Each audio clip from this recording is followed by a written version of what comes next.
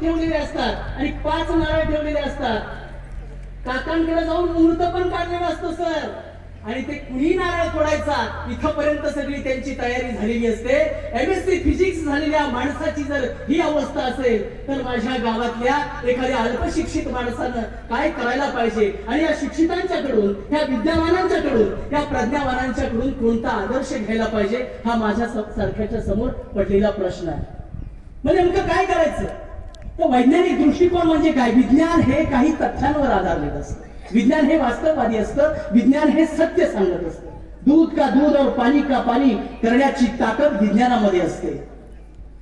2,500 वर्षापूर्वी तथागत बुद्धाला भेटायला राजा प्रसेनजित गेला, आणि राजा प्रसेनजितानं बुद्धांचं मार्गदर्शन घेतलं, प्रवचन ऐकायला सुरुवात केली. राजा असा समोर बसलेला होता, तथागत बुद्ध समोर बसलेले होते, आणि तेवढ्यात प्रसेनजिताचा एक दूत तिथं आला आणि म्हणाला, राजन एक बातमी द्यायची.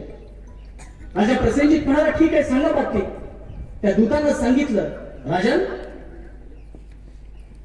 राणी साहेबांना आताच प्रसूती झाली आणि त्यांना कन्यारत्न प्राप्त झालं.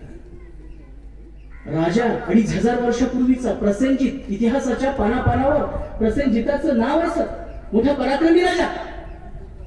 पण या राजाचं म्हणजेच एका पुरुषाचं मुलगी झाली म्हणून तोंड आपल्या भाषेमध्ये सांगायचं झालं तर काळं मीठ झालं. राजा नाराज झाला, म्हणाला बरं मुलगी झाली.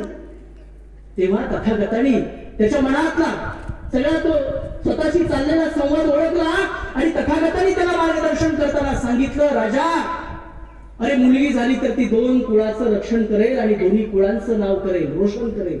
कुलदीपक एका कुळाचा फक्त उद्धार करतो आणि एका कुळामध्ये प्रकाश पेरतो, तो कुलदीपक असतो. परंतु जी दोन्ही बाजूला, दोन्ही कुटुंब, दोन्ही परिवार आणि दोन्ही संस्कृती प्रकाशमान करते, ती खऱ्या अर्थानं ज्योती असते, ती कन्या असते. त्या कन्येच्या जन्माचं स्वागत कर, असं तथागतांनी राजा प्रसेनजिताला सांगितलं. आणि आज 2,500 वर्षानंतर या महाराष्ट्रामध्ये काय प्रकार सुरू आहेत? आम्ही सृष्टी स्वीकारली, पण दृष्टी कुठं स्वीकारली? अल्ट्रासोनोग्राफी टेक्नॉलॉजी कशासाठी आली? गर्भात वाढणाऱ्या बाळाची वाढ व्यवस्थित झाली का? आणि त्या बाळाच्या मातेला काही प्रॉब्लेम आहे का प्रसूती काळामध्ये किंवा गरोदर अवस्थेमध्ये? हे बघण्यासाठी अल्ट्रासोनोग्राफीचं तंत्र विकसित झालं. पण आम्ही इतके कपाळ करंटे की आम्ही त्या विज्ञानाचा गैरफायदा घेतला, चुकीचा अर्थ लावला, आणि आम्ही मातेच्या गर्भात सुद्धा वाढणाऱ्या आमच्या छोट्या मुलींना त्या गर्भाला आम्ही मारून टाकलं.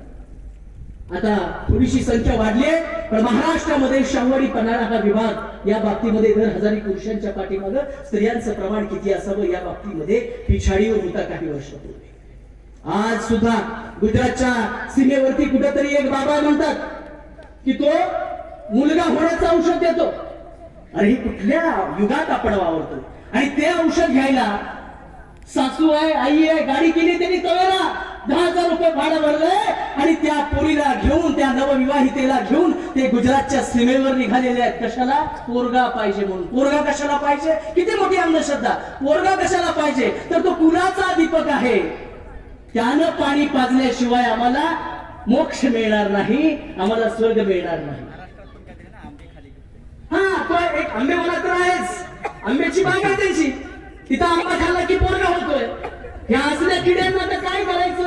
हा खरं तर आमच्यासारख्या विज्ञानवाद्यांच्या समोरचा प्रश्न आहे. पण किडे कितीही वळवळू द्यात, शेवटी विजय हा सत्याचा म्हणजे विज्ञानाचाच होणार आहे. कारण विज्ञानानं सांगितलं XX chromosome, Y chromosome. X chromosome म्हणजे काय आणि Y क्रोमोझोम म्हणजे काय? माझ्या या महाराष्ट्रातल्या तमाम माता भगिनी खूप टेन्शन मध्ये आहेत सर. त्यांचा मानसशास्त्रीय जर अभ्यास केला, ती शिकलेली असू दे, नोकरी करणारी असू दे, कोणी असू दे, ही अंधश्रद्धा